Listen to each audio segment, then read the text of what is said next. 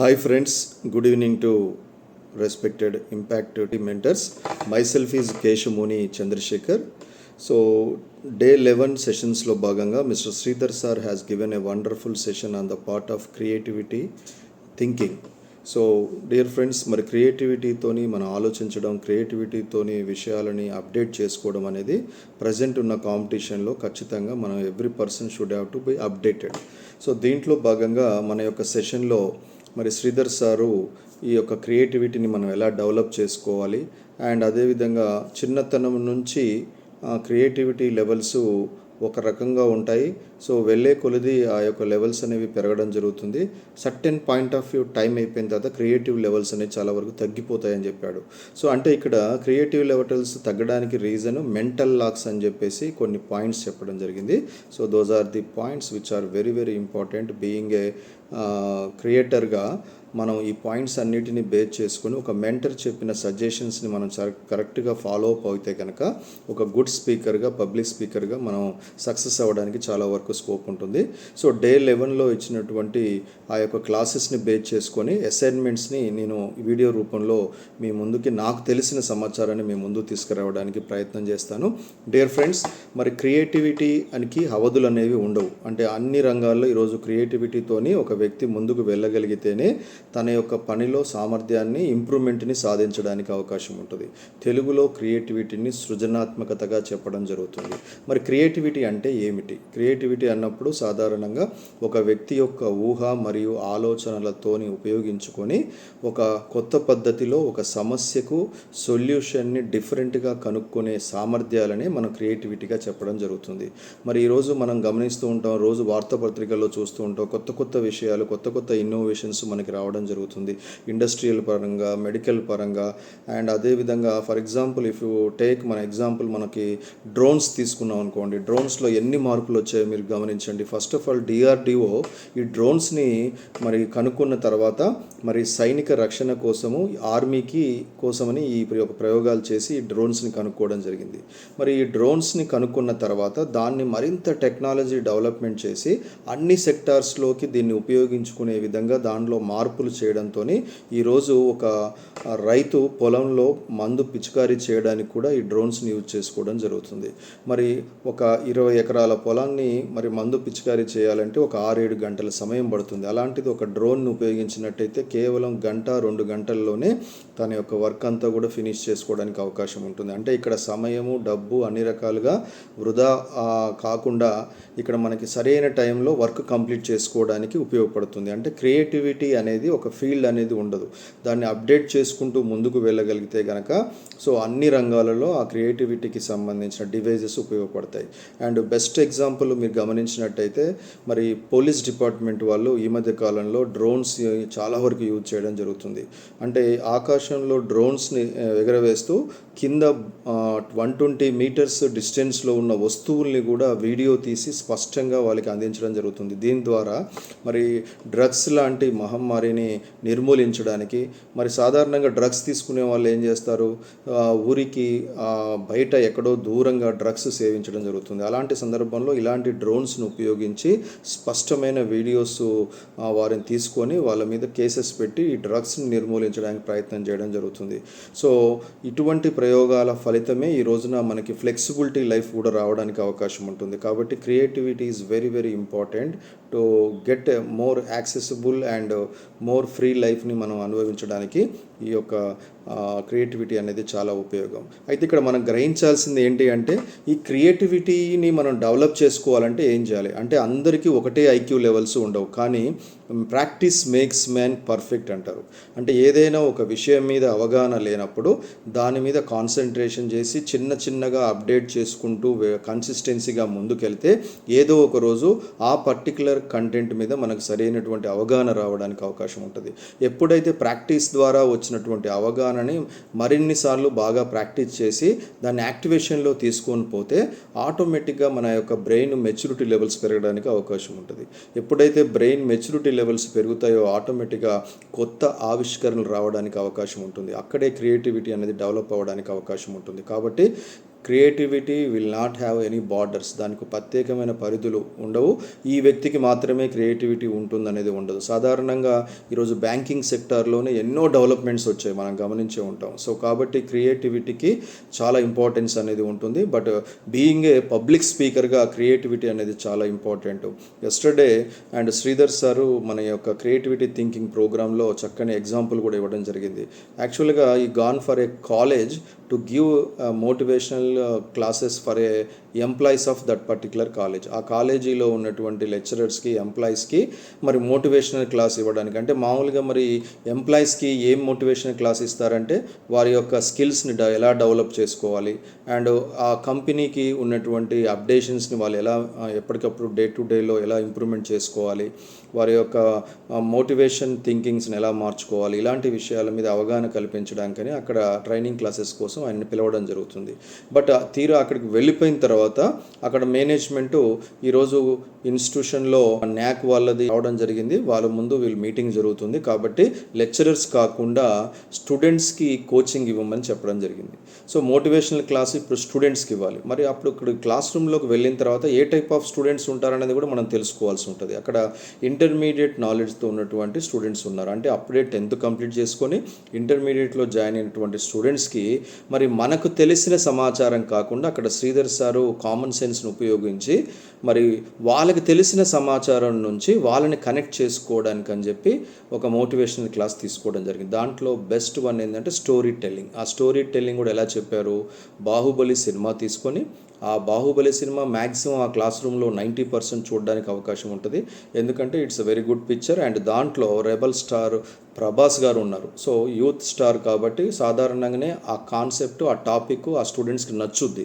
కాబట్టి వెంటనే ఆ యొక్క టాపిక్ తీసుకొని ఆ సినిమాలో ప్రభాస్ యొక్క హీరోయిజం గురించి, అతను ఎలా వర్క్ చేశాడు, తన కింది స్థాయిలో ఉన్నటువంటి పీపుల్ని ఎలా మోటివేషన్ చేసి ఒక పోరాటంలో ఎలా విజయం సాధించాలి అనే శక్తియుక్తులు అన్నీ కూడా వాళ్ళకి ఏ విధంగా నేర్పించాడు అనే విషయాలని ఆ స్టూడెంట్స్కి క్లియర్గా ఎక్స్ప్లెయిన్ చేయడం జరుగుతుంది.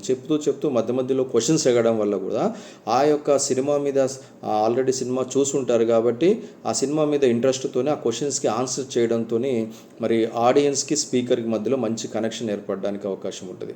అండ్ అదేవిధంగా దానిలో ఒక పిరికి క్యారెక్టర్ ఉంటుంది. అంటే ఆ క్యారెక్టరు ఒక రాజవంశంలో పుట్టినటువంటి వ్యక్తి అయినప్పటికీ కూడా యుద్ధం చేయాలంటే భయపడుతుంటాడు. అటువంటి వ్యక్తికి మరి ఈ ప్రభాస్ క్యారెక్టర్ ఏం చేస్తుందంటే అతనికి ధైర్యవచనాలు చెప్పి ఎలాగైనా నువ్వు పోరాటంలో విజయంగా నిలబడాలి, ప్రజల కోసం మనం పోరాటం చేయాలని చెప్పి అతనికి మోటివేషన్ కలిగించి అతన్ని కూడా పోరాటంలో దించి అతన్ని సక్సెస్ చేయడంతో అతను కూడా కాన్ఫిడెన్స్ లెవెల్స్ పెంచే విధంగా ఈ క్యారెక్టర్ అనేది తీసుకుపోవడం జరుగుతుంది.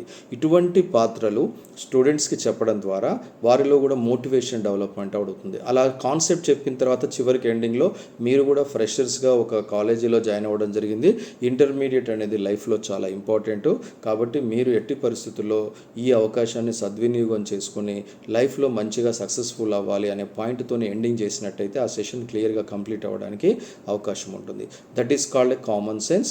We can call it also a creativity. ఒక పబ్లిక్ స్పీకర్కి ఏ సందర్భంలో అయినా సరే ఆ సందర్భానికి అనుసంధానంగా మరి యొక్క కనెక్షన్ అంటే ఆడియన్స్కి కనెక్ట్ చేసుకోవడానికి కొంత కామన్ సెన్స్ ఉపయోగించి మన యొక్క స్పీకింగ్ స్కిల్స్ని డెవలప్ చేసుకున్నట్టయితే you will be a good స్పీకర్గా మనం ముందుకెళ్ళడానికి చాలా వరకు స్కోప్ ఉంటుంది.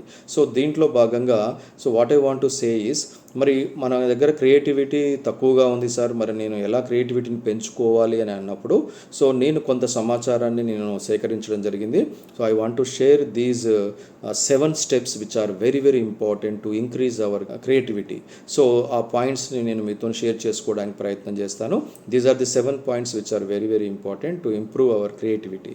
సో ఫస్ట్ పాయింట్ చూసుకున్నట్టయితే దృశ్య రూపకాలు మరియు కథలను ఉపయోగించాలి. డియర్ స్టూడెంట్స్, ఎప్పుడైనా మనం గమనించినట్టయితే lot of motivational classes are going on in YouTube ఛానల్స్లో కనపడుతూ ఉంటాయి.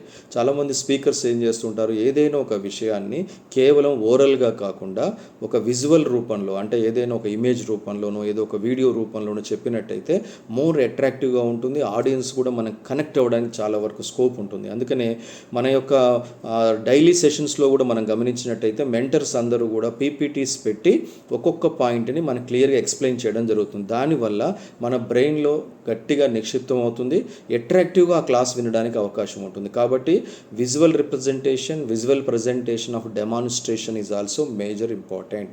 అండ్ వన్ మోర్ ఇంపార్టెంట్ ఏంటంటే స్టోరీ టెల్లింగ్. స్టోరీ ద్వారా మీరు ఒక విషయాన్ని స్పష్టంగా ఆడియన్స్లోకి తీసుకువెళ్ళడానికి అవకాశం ఉంటుంది. ఆ స్టోరీలో ఉండే పాత్రల్ని చాలా జాగ్రత్తగా మనం డెలివరీ చేయగలిగినట్టయితే ఆ స్టోరీలో ఉండేటువంటి ఒక హీరో యొక్క హీరోయిజము, అతను ఎలా లైఫ్లో విజయం సాధించడానికి ఎలా స్ట్రగుల్స్ అనుభవించాడు, అండ్ అదేవిధంగా మధ్యలో మంచి ఇన్స్పిరేషన్ కొటేషన్స్, అండ్ అదేవిధంగా మంచి సాంగ్స్ అంటే ఇన్స్పిరేషన్ సాంగ్స్ కూడా మనం ప్రజెంటేషన్ చేయగలిగితే కనుక మంచి గుడ్ స్పీకర్ అవ్వడానికి చాలా వరకు స్కోప్ ఉంటుంది. దట్స్ వై మన దృశ్య రూపకంలో, విజువల్ రూపంలో యాజ్ వెల్ యాజ్ కథల రూపంలో కూడా మన యొక్క ప్రజెంటేషన్ చేయగలిగినట్టయితే we will get a good interaction with the audience. And one more important point, విభిన్న ప్రేక్షకులకు అనుగుణంగా మారాలి. ఎస్, నేను ఇంతకుముందు చెప్పినట్టుగా సారు ఒక పని మీద ఒక కాలేజీకి ఓ టైప్ ఆఫ్ మైండ్ సెట్లో ఉన్న వాళ్ళకి క్లాస్ చెప్పడానికి వెళ్ళారు. అలాంటిది సడన్గా అక్కడ మేనేజ్మెంటు ఇంటర్మీడియట్ పిల్లలకి మోటివేషన్ క్లాస్ తీసుకోవాలనుకున్నప్పుడు immediately changed his ideas. So అక్కడ తనకు తెలిసింది కాకుండా అక్కడ ఆల్రెడీ ఉన్న ఇంటర్మీడియట్ పిల్లలకి మామూలుగా సాధారణంగా ఇంటర్మీడియట్ స్టేజ్లో ఫ్రెండ్షిప్ మీద ఎక్కువ ఇంట్రెస్ట్ ఉంటుంది, దాని తర్వాత సినిమాల మీద ఎక్కువ ఇంట్రెస్ట్ ఉంటుంది. సో ఆ పాయింట్ని పట్టుకొని అక్కడ మరి శ్రీధర్ సారు చక్కగా వాళ్ళకి ఒక సినిమా హీరోని బేస్ చేసుకొని ఇన్స్పిరేషన్ క్లాసెస్ అనేవి డీల్ చేయడంతో ఆ సెషన్ హిట్ అవ్వడానికి చాలా వరకు స్కోప్ ఉంటుంది. సో అదేవిధంగా అభిప్రాయాలు, మూడో పాయింట్, అభిప్రాయాలను కోరండి మరియు మెరుగుపరుచుకోండి. అండ్ దీంట్లో మీరు గమనించాల్సినవి ఏంటంటే, ఏదైనా ఒక విషయం మీద మీరు డెమాన్స్ట్రేషన్ చేసేటప్పుడు ఖచ్చితంగా ఆడియన్స్కి కొన్ని క్వశ్చన్స్ కూడా వేయడానికి ప్రయత్నం చేయండి. కేవలం మీకు తెలిసిన విషయాల్ని వాళ్ళకి చెప్పుకుంటూ వెళ్ళడమే కాకుండా వాళ్ళకు కూడా ఆ సబ్జెక్ట్ మీద ఎంత ఇంట్రెస్ట్ ఉన్నదనే విషయం తెలుసుకోవడానికి వాళ్ళని కూడా ఇన్వాల్వ్మెంట్ చేయడానికి ప్రయత్నం చేయాలి. సో మన ఒక మెంటర్స్ కూడా మన క్లాస్ తీసుకునే సమయంలో మన యొక్క అటెన్షన్ తెలుసుకుందామన్న ఉద్దేశంతో కొన్ని క్వశ్చన్స్ వేయడం జరుగుతుంది. సో ఆ ఇంట్రెస్టెడ్గా ఉన్నవాళ్ళు, ఆ పాయింట్ని క్యాచ్ చేసిన వాళ్ళు వెంటనే హ్యాండ్ రైజ్ చేయమని చెప్పడం జరుగుతుంది. సో వెంటనే మెంటర్స్ మనల్ని చూజ్ చేసుకొని క్వశ్చన్స్ అడగడం జరుగుతుంది. ఎప్పుడైతే నీకు తెలుసుకున్న నాలెడ్జ్ని మరి ప్రశ్న రూపంలో అడిగినప్పుడు, సమాధానం చెప్పినప్పుడు మనకు కాన్ఫిడెన్స్ లెవెల్స్ డెవలప్ అవ్వడానికి అవకాశం ఉంటుంది. అండ్ ఆడియన్స్ కూడా వెంటనే మన యొక్క ప్రసంగం మీద ఇంకా ఇంట్రెస్ట్తోని ముందుకు వెళ్ళడానికి అవకాశం ఉంటుంది. కాబట్టి మీ యొక్క డెమాన్స్ట్రేషన్లో కేవలం మనం మన యొక్క ప్రసంగాన్ని చెప్పడమే కాకుండా ఆడియన్స్ని ఇన్వాల్వ్మెంట్ చేయడంలో భాగంగా క్వశ్చన్స్ రూపంలో కూడా వాళ్ళని ఇన్వాల్వ్మెంట్ చేయడానికి ప్రయత్నం చేయాలి. And one more important point, public speaking క్లబ్స్లో జాయిన్ అయ్యి మెంటర్ సజెషన్స్ ఫాలో అవ్వాలి. డియర్ ఫ్రెండ్స్, ప్రస్తుతం మనం చేస్తుంది అదే. So being a lecturer, mathematics lecturer, I have given so many seminars on the part of competitive examinations. Competitive exams ఎలా prepare అవ్వాలి, ఎటువంటి బుక్స్ ప్రిపేర్ అవ్వాలి, మీరు విజేతగా నిలబడాలంటే మన ప్రిపరేషన్లో ఎటువంటి మార్పులు తీసుకొచ్చుకోవాలి, సక్సెస్ స్టోరీస్ని మీరు ఏ విధంగా రీడ్ చేయాలి అనేది ఆఫ్లైన్లో, ఆన్లైన్లో ఇలా చెప్పుకుంటూ వెళ్ళడం జరిగింది. బట్ మనం ఒక పబ్లిక్ స్పీకర్ అవ్వాలంటే ఓవరాల్ నాలెడ్జ్ ఉండాలి. అంటే అక్కడ ఉన్న పరిస్థితులు బట్టి ఏ కంటెంట్ అయినా డెలివరీ చేసే క్యాపబిలిటీ ఉండాలి అంటే ఖచ్చితంగా మంచి మెంటర్స్, సక్సెస్ఫుల్ అయినటువంటి మెంటర్స్ సజెషన్స్ తీసుకోవాలి. కాబట్టి ఈరోజు మనం అందరం కూడా ఈ యొక్క 233 బ్యాచ్లో మనం అందరం ఇన్వాల్వ్మెంట్ అయి ఉన్నాం. కాబట్టి mentor suggestions are major important.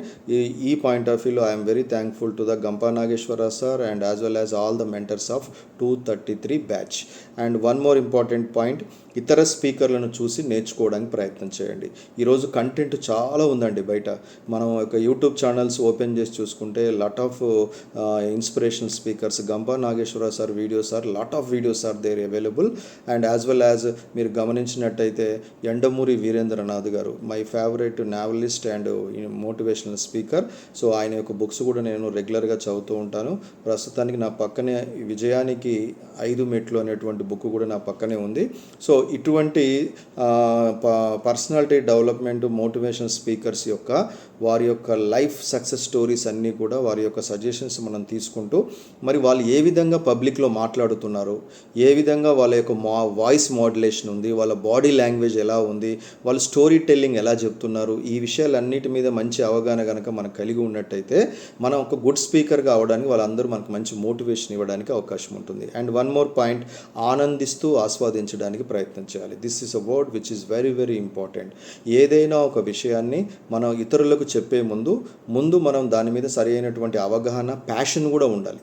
ఒక లెక్చరర్ అవ్వాలి అనుకున్నప్పుడు సబ్జెక్ట్ మీద ప్యాషన్ ఉండాలి, ఆ లెక్చరర్షిప్ మీద ఇంట్రెస్ట్ ఉండాలి. అప్పుడే మనం స్టూడెంట్స్ కూడా మంచిగా టీచ్ చేయడానికి అవకాశం ఉంటుంది, అదేవిధంగా వాళ్ళని కూడా ఇన్వాల్వ్మెంట్ చేయడానికి అవకాశం ఉంటుంది. కాబట్టి సో మనము ఆనందిస్తూ మనం ఆ సబ్జెక్ట్ని ఎదురుగా ఉన్నటువంటి ఆడియన్స్తోని ఇంటరాక్ట్ చేసే విధంగా వాళ్ళని ఇన్వాల్వ్మెంట్ చేయడానికి ప్రయత్నం చేయాలి. కాబట్టి సో మనం యాంగ్జైటీతో ఉంటూ ఒక సస్పెన్స్ స్టోరీతోనో లేకుంటే ఒక మంచి కొటేషన్తోనో వాళ్ళని ఎప్పటికప్పుడు ఉత్తేజపరచడానికి ప్రయత్నం చేయాలి. And last point, personality development books, కొత్త ఇన్నోవేషన్ సక్సెస్ స్టోరీస్ నిరంతరం చదువుతూ ఉండాలి. This is also very very important topic. మనం ఒక పబ్లిక్ స్పీకర్ కావాలి అంటే పర్సనాలిటీ డెవలప్మెంట్ యొక్క స్కిల్స్తో పాటు మరి voice skills, body maintenance skills, language skills అన్నీ మనం ప్రతిదీ కూడా పరిపూర్ణమైనటువంటి నాలెడ్జ్ గెయిన్ చేసుకోవడానికి ప్రయత్నం చేయాలి. మరి వీటి మీద నాలెడ్జ్ రావాలంటే there are lot of personality development books are available in the market. దాంట్లో ఏవి బెస్ట్ ఉన్నాయో సెలెక్ట్ చూసుకొని మరి వాటిని బాగా మనం చదవడం వల్ల, సో ఒక నావెల్ కానీ ఒక పర్సనాలిటీ డెవలప్మెంట్ బుక్ కనుక మనం చదివినట్టయితే ఆ రైటరు ఎలా పర్సనాలిటీ డెవలప్మెంట్ క్లాసెస్ తీసుకున్నాడు, మనం పబ్లిక్ స్పీకింగ్ ఎలా చేయాలి అనే విషయాలు దాంట్లో ఆ బుక్స్లో స్పష్టంగా ఉంటుంది. కాబట్టి మీరు అలాంటి బుక్స్ని బాగా రీడ్ చేయడం వల్ల మనకి మంచి స్కిల్స్ డెవలప్ అవడానికి కూడా చాలా వరకు స్కోప్ ఉంటుంది. అదేవిధంగా కొత్త ఇన్నోవేటివ్ సక్సెస్ స్టోరీస్ నిరంతరం కూడా అప్డేట్ అవ్వాలి. ఎందుకంటే పబ్లిక్ స్పీకరు ఎదురుగా ఆడియన్స్ మంచి నాలెడ్జ్ ఉన్న వాళ్ళు ఉంటారు, అంటే వాళ్ళ ఫీల్డ్స్లో మంచి ఎక్స్పర్ట్స్ అయి ఉండొచ్చు. బట్ కాకపోతే మనకు ఒక హాఫ్ అన్ అవర్ సెషన్ ఇస్తారు. మనకి హాఫ్ అన్ అవర్ సెషన్లో మనం వారికి ఏదో ఒక కొత్త విషయాన్ని చెప్పడానికి ప్రయత్నం చేయాలి, డిఫరెంట్గా చెప్పడానికి ప్రయత్నం చేయాలి. మన యొక్క సెషన్ అయిపోయిన తర్వాత వాళ్ళకి లైఫ్ టైం మెమొరబుల్గా ఒక మంచి పాయింట్ నేర్చుకున్నామన్న ఒక ఇంట్రెస్ట్ మన యొక్క సెషన్ ద్వారా వాళ్ళకి కలిగించాలి. మరి మన టైం వేస్ట్ ప్రాసెస్ అనేది అక్కడ ఉండకూడదు. కాబట్టి మంచి స్పీకర్ అవ్వాలంటే ఖచ్చితంగా ఎప్పటికప్పుడు కొత్త కొత్త అప్డేట్స్ తెలుసుకుంటూ ఉండడానికి ప్రయత్నం చేయాలి. దానివల్ల మన కాన్ఫిడెన్స్ లెవెల్స్ కూడా పెరగడానికి అవకాశం ఉంటుంది. కొత్త విషయాలు నేర్చుకోవడానికి మార్కెట్లో చాలామంది ఇంట్రెస్ట్గా ఉంటారు. అటువంటి విషయాలని మనం మంచి కమ్యూనికేషన్ స్కిల్స్తోని, బాడీ లాంగ్వేజ్తోని, వాయిస్ మాడ్యులేషన్తోని, కొటేషన్స్తోని, స్టోరీస్తోని మనం వాళ్ళు ముందు తీసుకువెళ్ళినట్టయితే ఆ రోజు ఆ సెషన్ని సక్సెస్ఫుల్గా కంప్లీట్ చేసుకోవడానికి అవకాశం ఉంటుంది. ఫర్ ఎగ్జాంపుల్, ఇప్పుడు ఎలాన్ మాస్క్ గారి గురించి మీకు తెలుసు. Is a famous business man in the America and is a richest person in the world from 2022 నుంచి ఫోర్బ్స్ జాబితాలో ఈజ్ అ రిచెస్ట్ పర్సన్గా ఆయన నేమ్ రావడం జరుగుతుంది. అండ్ అదొక్కటే కాకుండా is inventing lot of things, is a creative fellow అని చెప్పొచ్చు. సో ప్రజెంట్ ఇప్పుడు ఆయన చేతిలో 4 ప్రాజెక్ట్స్, మెయిన్ ప్రాజెక్ట్స్ ఉన్నాయి. అవి గనక ఇంప్లిమెంటేషన్ అయ్యి సక్సెస్ అవుతే గనక మనకు థామస్ ఆల్వా ఎడిసన్ మనందరూ కూడా తెలుసు, మరి బల్బు కనుక్కోవడం జరిగింది, ఎలక్ట్రిక్ బల్బు కనుక్కున్నాడు. కానీ చాలామందికి తెలియని విషయం ఏంటంటే ఆయన చాలా ఫీల్డ్స్లో సక్సెస్ అవ్వడం జరిగింది. బట్ మోటివేషనల్ స్పీకర్స్గా బయట చాలామందికి తెలిసింది ఏంటంటే థామస్ ఆల్వా ఎడిసన్ బల్బు కనుక్కున్నాడు అనే విషయం మాత్రం తెలుసు. బట్ ఈ already founded lot of things. Electric బల్బ్తో పాటు పవర్ కనుక్కున్నాడు. అండ్ మీరు సాధారణంగా బ్యాటరీస్లో డెవలప్మెంట్స్లో ఎన్నో టెక్నాలజీ కనుక్కోవడం జరిగింది. అండ్ అదేవిధంగా సిమెంట్, మనం వాడుతున్న సిమెంట్ని డెవలప్మెంట్ చేయడంలో ఆయన యొక్క ప్రజ్ఞానాన్ని ఉపయోగించడం జరిగింది. అదేవిధంగా మైన్ అండ్ అదేవిధంగా టెలిగ్రాఫ్స్, అప్పట్లో టెలిగ్రాఫ్స్ ఉండేవి, telegraphs, telephones and as well as phonographs, ఇలాంటి అన్నిట్లో ఒక 7-8 వాటిల్లో ఈజ్ అన్ ఎక్స్పర్ట్. మరి అదేవిధంగా మీరు గమనించినట్టయితే ఆయన చనిపోయే సమయానికి 1093 పేటెంట్స్ ఆ యొక్క అమెరికా ప్రభుత్వం నుంచి ఆయన పొందడం జరిగింది. ఈరోజు ఒక్క పేటెంట్ పొందడానికి, ఒక ఇన్వెన్షన్ సాధించిన తర్వాత రైట్స్ కోసమని పేటెంట్ అప్లై చేసుకుంటాం. అట్లాంటిది 1093 పేటెంట్స్ అతను చనిపోయే టయానికి ఆల్రెడీ పొందడం జరిగింది. అతను అమెరికాలో 1093 పేటెంట్స్ పొందితే అమెరికా కాకుండా ఇతర దేశాల నుండి 1200 పేటెంట్స్ ఆయన అప్పటికే పొందడం జరిగింది. How great he is. And ఇప్పటికి కూడా ఆయన పేరు మీద అక్కడ పార్కు కూడా మనకి అమెరికాలో ఉండడం జరిగింది. సో ఫస్ట్ బయాలజికల్ పార్క్ ఏర్పాటు చేసింది ఎవరు అంటే Thomas Alva Edison. And first film studio కూడా ఏర్పాటు చేసింది ఎవరు అంటే థామస్ ఆల్వా ఎడిసన్. ఎందుకు ఫిల్మ్ స్టూడియో గురించి చెప్తున్నామంటే ఫస్ట్ మోషన్ కెమెరా పిక్చర్ అనే ఒక టెక్నాలజీని కనుక్కుంది కూడా. అంటే ఈరోజు వీడియో తీస్తున్నాం, సో వీడియో తీసేటప్పుడు అక్కడ ఎదురుగా పిక్చర్స్ మూమెంట్ అవుతుంది, మన మూమెంట్స్ అన్నీ తెలుస్తున్నాయి. ఇటువంటి వాటిల్లో ఫస్ట్ డెవలప్మెంట్ తీసుకొచ్చింది ఎవరు అంటే Thomas Alva Edison. So in is total career so almost ఒక 8-9 ఇన్వెన్షన్స్ చేయడం జరిగింది. దాంట్లో ఫేమస్ బాగా ఏంటి అంటే లైట్, కరెంట్ కనుక్కోవడం. ఈరోజు కరెంటు లేకపోతే ఈరోజు మన డెవలప్మెంట్స్ లేవు, కరెంటు లేకపోతే ఇండస్ట్రీ లేదు, ఇండస్ట్రీ లేనప్పుడు కొత్త ఉత్పాదన అనేది ఉండదు, అది లేనప్పుడు మానవ మనుగడే కష్టంగా ఉంటుంది. కాబట్టి ఆయన్ని కారణ జన్ముడుగా కూడా మనం చెప్పడానికి అవకాశం ఉంటుంది. సో అదేవిధంగా ఎలాన్ మస్క్ను మీరు చూసినప్పుడు 4 ఇన్వెన్షన్స్ ఆయన ముందు పెట్టుకోవడం జరిగింది. Is a creative program perfectly. First Tesla car మీరు వినే ఉంటారు. సో ప్రజెంట్ ఇప్పుడు అమెరికాలో మరి టెస్లా కార్స్ అనేవి ఎలక్ట్రిక్ కార్స్ అండ్ అదేవిధంగా ఆటోమేటిక్ గేర్ సిస్టమ్స్తోని వితౌట్ డ్రైవర్తోని నడిచేటువంటి కార్లను ఆయన తయారు చేయడం జరిగింది. సో ఏదైనా ఒక ఇన్వెన్షన్ జరిగేటప్పుడు నెగిటివ్స్ కూడా జరుగుతూ ఉంటాయి, అయినప్పటికీ కూడా వెనకడుగు వేయకుండా ముందుకెళ్ళిన వాడే సక్సెస్ అవ్వడానికి అవకాశం ఉంటుంది. ఆ క్రియేటివ్ పల్స్ అనేది ఉంటే ఖచ్చితంగా ఏదో ఒక రోజున మనం విజేతగా నిలబడడానికి అవకాశం ఉంటుంది. ఇక్కడ ఎలక్ట్రిక్కి సంబంధించినటువంటి బ్యాటరీస్ వితౌట్ ఫ్యూయల్ అంటే పెట్రోలు, డీజిల్ కాకుండా కేవలము బ్యాటరీస్ ద్వారా అండ్ అదేవిధంగా సన్ ఎనర్జీ ద్వారా నడిచే విధంగా ఆయన టెస్లా కార్స్ని రూపొందించడం జరిగింది. దాంట్లో వితౌట్ డ్రైవర్తోని కార్స్ కూడా తయారు చేయడం జరిగింది. సో రీసెంట్గా మీరు చూసే ఉంటారు, ఒక వితౌట్ డ్రైవింగ్ కార్ని ఒక కస్టమర్ కొనుక్కోవడం జరిగింది. ఆ డ్రైవింగ్ చేస్తున్న సందర్భంలో మరి ఆ కారు టెక్నికల్ ఇష్యూస్ వల్ల ఆల్రెడీ పార్కింగ్లో ఉన్నటువంటి ఒక కారుని ఢీకొనడం జరిగింది. వెంటనే అక్కడ కోర్టులో కేసు వేయడంతో ఆ యొక్క court judge Elon Musk $240 million punishment కిందికి ఆ యొక్క డ్యామేజ్ అయినటువంటి క్యాండిడేట్కి ఇవ్వమని ఆర్డర్ చేయడం జరిగింది. ఆ నెక్స్ట్ డే వెంటనే ప్రెస్ మీట్ పెట్టి ఎలాన్ మస్క్ జరిగిన విషయాన్ని అంతా కూడా ఎక్స్ప్లెయిన్ చేసి ఈ జరిగిన దానికి చింతిస్తున్నానని చెప్పి అంత మాత్రాన ఈ ప్రయోగం ఆగదు, ఈ ప్రయోగం ముందుకే వెళుతుందని చెప్పి మొండిగా ముందుకెళ్ళడం జరుగుతుంది. సో టెస్లాస్ కార్స్ ఫ్యూచర్లో మంచి డెవలప్మెంట్ తీసుకురావడానికి చాలా వరకు స్కోప్ ఉంటుంది. అండ్ అదేవిధంగా రెండోది తీసుకున్నట్టయితే స్పేస్ ఎక్స్, మీరు బాగా వినే ఉంటారు. స్పేస్ ఎక్స్ రీసెంట్గా చాలా ఫేమస్ అవుతుంది. సో ఈ స్పేస్ ఎక్స్ని కనుక మనం గమనించినట్టయితే ఇంటర్నేషనల్ ఏరోస్పేస్లో మరి మానవుల్ని మరి భూమి నుంచి ఆకాశానికి తీసుకెళ్లాలంటే, ఆకాశానికి తీసుకుపోవాలంటే చాలా వరకు కూడా ఖర్చుతో కూడినటువంటి విషయం. మరి సాధారణ పౌరులు కూడా ఇన్ ఫ్యూచర్లో ప్లానెట్స్లో ఎక్కడో దగ్గర అక్కడ కూడా గృహాలు నిర్మించుకొని ఉండాలన్న ఆలోచనతోనే ముందుకెళ్తున్న ఈ తరుణంలో స్పేస్ ఎక్స్ యొక్క టార్గెట్ ఎవరినైనా సరే ట్రాన్స్పోర్టేషన్ ద్వారా మన యొక్క స్పేస్లోకి తీసుకుపోవాలి అన్న ఉద్దేశంతో ఈ యొక్క ప్రాజెక్ట్ ఏర్పాటు చేయడం జరిగింది. సో దీంట్లో హ్యూమన్స్నే కాకుండా and all type of cargos కూడా మరి స్పేస్ స్టేషన్కి తీసుకునే విధంగా ఈ యొక్క ప్రోగ్రామ్ అనేది ఏర్పాటు చేయడం జరిగింది. And third one is Neuralinks project కనుక మీరు గమనించినట్టయితే ఈ మధ్య కాలంలోనే దీని మీద పూరి జగన్నాథ్ కూడా ఒక సినిమా తీయడం జరిగింది. అంటే ఏం లేదు, న్యూరోలింక్స్ యొక్క మెయిన్ టార్గెట్ ఏంటి అంటే మనిషి యొక్క బ్రెయిన్ కంప్యూటర్తోని అనుసంధానం చేసి న్యూరాన్స్ ద్వారా బాడీని కంట్రోల్ చేయాలి. అండ్ అదేవిధంగా ఎదురుగా ఉన్నటువంటి కంప్యూటర్ డివైజెస్ని, కంప్యూటర్ని కూడా బ్రెయిన్తోనే without using your touch computer work చేసే విధంగా, సిగ్నల్స్ అలా పాస్ చేసే విధంగా ఈ యొక్క న్యూరోలింక్స్ ప్రాజెక్ట్ అనేది తీసుకురావడం జరుగుతుంది. దీని యొక్క ప్రధాన ఉద్దేశం గమనించినట్టయితే హ్యూమన్ బ్రెయిన్స్లో ఒక చిప్ను ఏర్పాటు చేయడం జరుగుతుంది. ఆ చిప్పు న్యూరాన్స్కి బ్రెయిన్కి మధ్యలో మీడియేటర్గా పనిచేస్తూ సాధారణంగా బ్రెయిన్ యొక్క సిగ్నల్స్ అన్నీ న్యూరాన్స్ ద్వారా బాడీలోకి వెళ్ళడం జరుగుతుంది. సో దీనికి మధ్యలో అనుసంధానం చేస్తూ ఒక చిప్ పెట్టడంతో బ్రెయిన్లో వచ్చే సిగ్నల్స్ అన్నీ కూడా చిప్ ద్వారా బాడీలోకి సిగ్నల్స్ తీసుకుపోవడం జరుగుతుంది. దానివల్ల మనకు కంట్రోలింగ్ పవర్ అనేది బాడీకి ఆ చిప్ ద్వారా ఏర్పాటు చేయడం జరుగుతుంది. అండ్ అదేవిధంగా రీసెంట్గా ఒక మనిషికి ఆల్రెడీ ఈ యొక్క చిప్ అనేది అరేంజ్మెంట్ చేయడం జరిగింది. సో దాని ద్వారా అతను కంప్యూటర్ యొక్క మౌజ్ని టచ్ చేయకుండానే బ్రెయిన్ సిగ్నల్స్తోనే ఆ యొక్క మౌజ్ని ఉపయోగించడం జరుగుతుంది.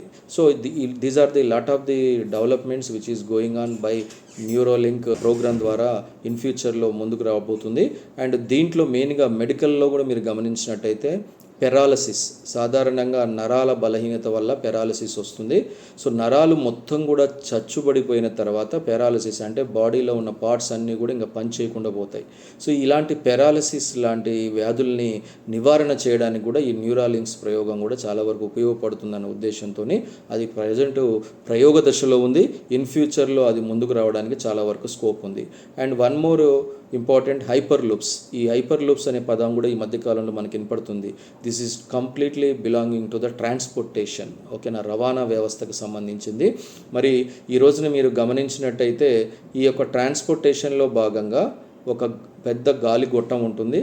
సో దాంట్లో ఒక ట్యూబ్స్ లాంటి లూప్స్ ద్వారా ఒక టెక్నాలజీని ఉపయోగించి మన యొక్క గాలి యొక్క పీడనము ఈ యొక్క ట్యూబ్స్ ద్వారా కొంత తగ్గించి వేగాన్ని పెంచే విధంగా, గాలి యొక్క ఒత్తిడి తక్కువ ఉండే విధంగా చూసుకునే విధంగా ఈ యొక్క డివైజెస్ని తయారు చేయడం జరుగుతుంది.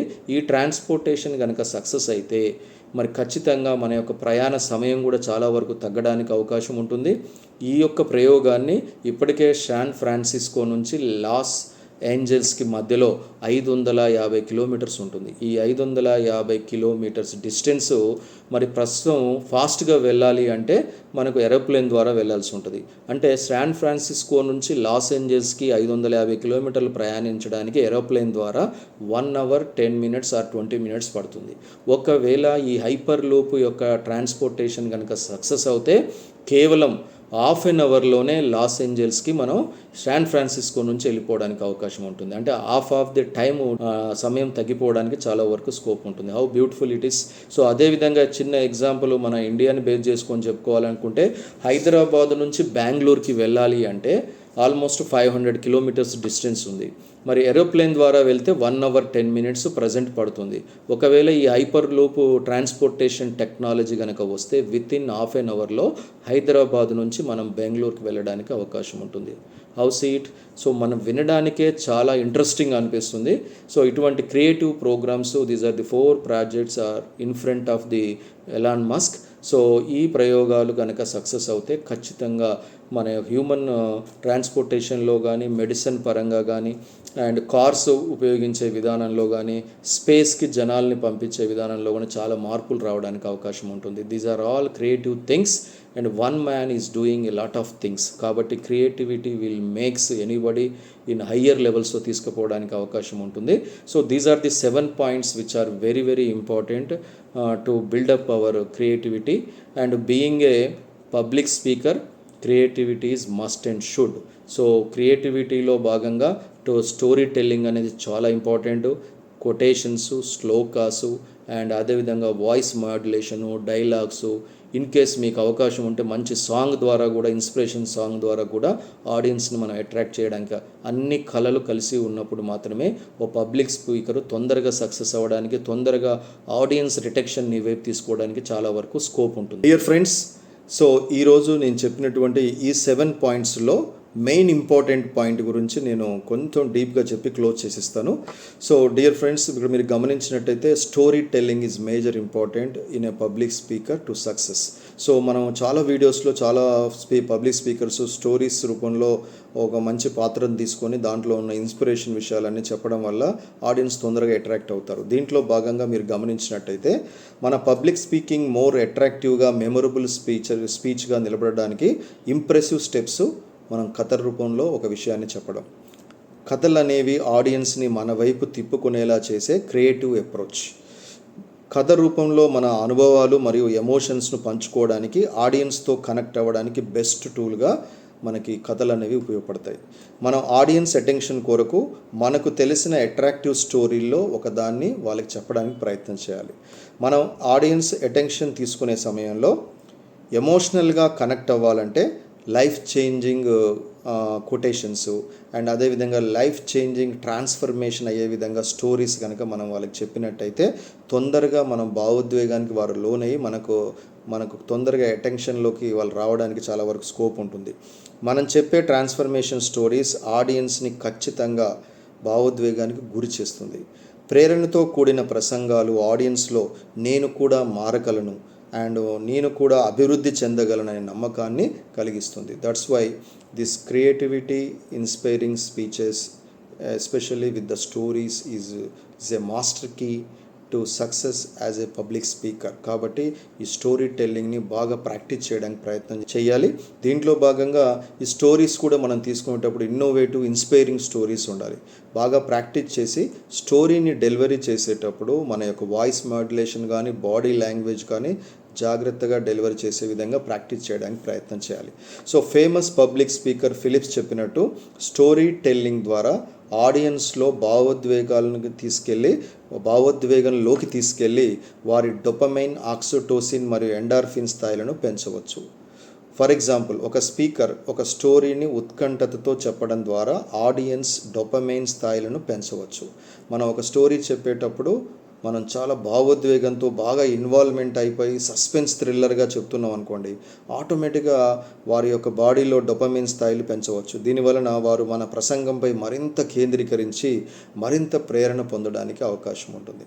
అండ్ అదేవిధంగా ఆక్సిటోసిన్ ఆడియన్స్లో ఎమోషనల్ కనెక్షన్ పెంచేలా చేసే హార్మోన్. సో మనలో ఎమోషనాలిటీ పెరుగుతుంది అంటే ఆటోమేటిక్గా ఏ హార్మోన్ వల్ల పెరుగుతుంది? ఆక్సిటోసిన్. సో ఈ హార్మోన్ విడుదలైనప్పుడు స్పీకర్పై మరింత నమ్మకం ఏర్పడుతుంది. సానుభూతి కలిగించడం ద్వారా స్పీకర్ ఆడియన్స్లో మరింత కనెక్ట్ అవ్వచ్చు. ఒక హీరో పాత్రని మనం తీసుకున్నట్టయితే ఆ హీరో యొక్క ఫైటింగ్ చేస్తున్నప్పుడు ఎలా పోరాటం చేస్తున్నాడు, తన స్ట్రగుల్స్ సక్సెస్ అవ్వడానికి ఎలా స్ట్రగుల్స్ చేయడం జరుగుతుంది.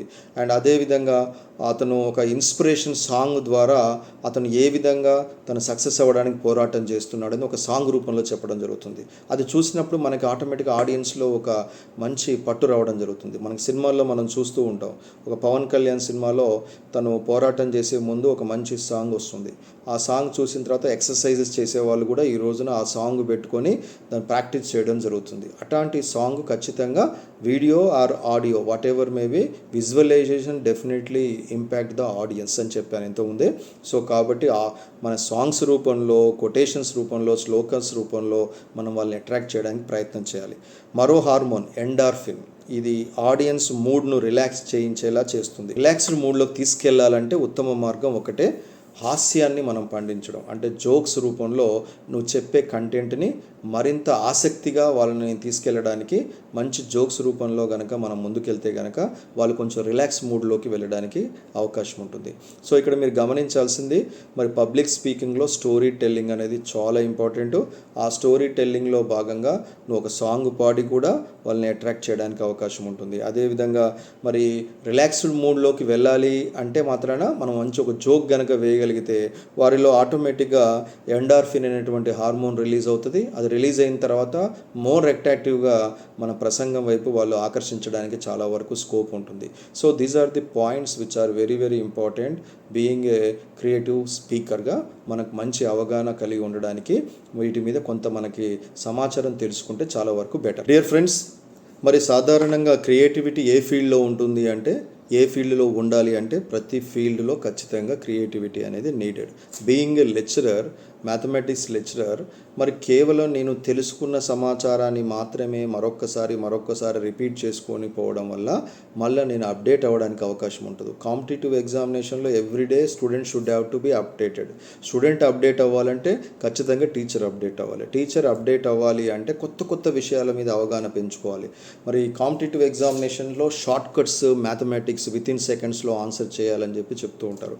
మరి అలాంటి షార్ట్ కట్స్ ఇంకా ఏమైనా కొత్తవి ఉన్నాయా అని చెప్పి తెలుసుకోవడానికి ప్రయత్నం చేయాలి. లాట్ ఆఫ్ క్వశ్చన్స్ని రీసెర్చ్ చేయాలి. చేస్తూ ఉంటేనే నాలో క్రియేటివిటీ పెరగడానికి అవకాశం ఉంటుంది. ఎప్పుడైతే టీచర్కి క్రియేటివిటీ వస్తుందో ఆటోమేటిక్గా తన పాఠాలు వినేటువంటి స్టూడెంట్కి కూడా అదే నాలెడ్జ్ రావడానికి చాలా వరకు స్కోప్ ఉంటుంది. సో కాబట్టి క్రియేటివిటీ ఒక ఫీల్డ్ అని కాదు, ఏ ఫీల్డ్లో అయినా సరే క్రియేటివిటీ ఖచ్చితంగా ఉండాలి. ఫర్ ఎగ్జాంపుల్, ఎక్కువగా కూడా కొత్త ఇన్నోవేషన్స్, కొత్త ఇన్వెన్షన్స్, అప్డేషన్స్ అనేవి ఎక్కువ కూడా బ్యాంకింగ్ సెక్టార్లో కూడా జరుగుతూ ఉంటాయి. మీరు గమనించాడు, ఒకప్పుడు మనం అకౌంట్ ఓపెన్ చేయాలంటే బ్యాంకు దగ్గరికి వెళ్ళాలి, అండ్ అకౌంట్ డబ్బులు డ్రా చేసుకోవాలంటే బ్యాంకు దగ్గరికి వెళ్ళాలి, డబ్బులు వేయాలంటే కూడా బ్యాంకు దగ్గరికి వెళ్ళాలి. సో మనం కొంత సమయం కేటాయించుకొని అక్కడ ఉండే లైన్లో నిలబడుతూ మన యొక్క సర్వీస్ను పూర్తి చేసుకోవాల్సి ఉంటుంది. బట్ ఇప్పుడున్న టెక్నాలజీలో బ్యాంకింగ్ సెక్టార్లో మరి డిజిటల్ మోడ్ రావడం జరిగింది. అండ్ అదేవిధంగా ఏటీఎం సెంటర్స్ వచ్చాయి. ఏటీఎం సెంటర్స్ వచ్చిన తర్వాత you need not to go to the bank. ఒకవేళ మనకు ఎక్కువ అమౌంట్ లార్జ్లో కావాలనుకుంటే you should have to move to the bank. Otherwise you should move to the ATM centres. అక్కడే మీరు ఆ రోజుకి ఎంత అమౌంట్ అని ఫిక్స్ చేస్తారో ఆ అమౌంట్ లోపు మీరు అమౌంట్ తీసుకొని మీ యొక్క యూజెస్ని కంప్లీట్ చేసుకోవడానికి అవకాశం ఉంటుంది. ఏటీఎం సెంటర్కి నీకు దగ్గరలో ఉన్నప్పుడు వెళ్ళి ఒక డెబిట్ కార్డు తీసుకొని దాని పాస్వర్డ్ని ఎంట్రీ చేయడం ద్వారా నీ యొక్క రిక్వైర్మెంట్ పూర్తి చేసుకోవచ్చు. దానికి మనం చేయవలసింది ఏంటి, మనకి ఇంతకుముందే ఒక క్లాస్ చెప్పడం జరిగింది, లెర్న్, అన్లెర్న్ అండ్ రీలెర్న్ అని. దాంట్లో భాగంగా కొత్తగా వచ్చేటువంటి విషయాలన్నిటిని కూడా అప్డేట్ చేసుకుంటూ పాత విషయాలని వదిలేసి కొత్తగా మనం నేర్చుకోవడం ద్వారా మనకు నాలెడ్జ్ ఇంప్రూవ్మెంట్ అనేది జరుగుతుంది. మరి దాంట్లో భాగంగానే ఎప్పుడైతే నాలెడ్జ్ ఇన్వెస్ట్మెంట్ అవుతుందో సర్వీస్ తీసుకోవడం కూడా, యాక్సెస్ అవ్వడం కూడా చాలా ఈజీగా అవుతుంది. అంటే అప్డేషన్స్ ఏం జరిగినాయి, బ్యాంకుకు వెళ్ళకుండా ఏటీఎం సెంటర్కి వెళ్ళి అమౌంట్ తీసుకోవడంతో మన టైం కూడా వృధా కాకుండా ఉంటుంది. ఆఫ్టర్ దట్ ఇప్పుడు మనం గమనించినట్టయితే ఎవరికైనా అమౌంట్ కొట్టాలంటే ఇప్పుడు మనం ఏం చేస్తున్నాం, యూపీఐ సర్వీసెస్ని ఉపయోగించుకుంటున్నాం. ఎవరికైనా అమౌంట్ కొట్టాలంటే Google pay are PhonePe, Paytm ద్వారా మనం అమౌంట్ కొట్టడం జరుగుతుంది. ఎవరైనా మనకు అమౌంట్ ఇవ్వాలి అనుకుంటే కూడా మన యొక్క యూపీఐ డీటెయిల్స్ అన్ని పంపించేస్తే వాళ్ళు ఆటోమేటిక్గా మనకి అమౌంట్ ఇవ్వడం జరుగుతుంది. ఈరోజు అకౌంట్ ఓపెన్ చేయాలంటే కూడా ఆన్లైన్లో మనం అకౌంట్ ఓపెన్ చేసుకోవడానికి అవకాశం ఉంది. మన యొక్క బ్యాలెన్స్ చూసుకోవాలంటే కూడా మనం ఆన్లైన్లో ఓపెన్ చేసి చూసుకోవడానికి అవకాశం ఉంటుంది. అంటే ఇన్ని సర్వీసెస్ బ్యాంకింగ్ సెక్టార్లో డెవలప్మెంట్ రావడం జరిగింది. వీటన్నిటిని మనం అప్డేషన్స్గా, క్రియేటివిటీగా మార్చుకోవాలంటే ఏదో ఒక పర్సన్ క్రియేటివ్గా ఆలోచించడం వల్లే ఈరోజు ఏటీఎం సెంటర్లు వచ్చినాయి. ఏదో ఒక పర్సన్ మరింత ముందుకు వెళ్ళి ఆలోచించబట్టే ఈరోజు యూపీఐకి సంబంధించినటువంటి Google pay, PhonePe and Paytm ఇలాంటివన్నీ రావడం జరిగింది. ఇన్ ఫ్యూచర్లో ఇంకా రావడం జరుగుతుంది. అంటే క్రియేటివిటీకి పలానా సమయము, పలానా బార్డర్స్ అనేవి ఉండవు. కాబట్టి మన యొక్క పబ్లిక్ స్పీకింగ్లో కూడా క్రియేటివిటీని ఎప్పటికప్పుడు అప్డేట్ చేసుకోవడానికి ప్రయత్నం చేయాలి. ఫైనల్గా డియర్ ఫ్రెండ్స్, సో ఈ యొక్క సెషన్లో నేను తెలుసుకున్న సమాచారాన్ని మీకు షేర్ చేయడానికి ప్రయత్నం చేశాను. I hope you understand my points and very thankful to the impact 233 mentors. Thank you very much to all of you. Have a nice day.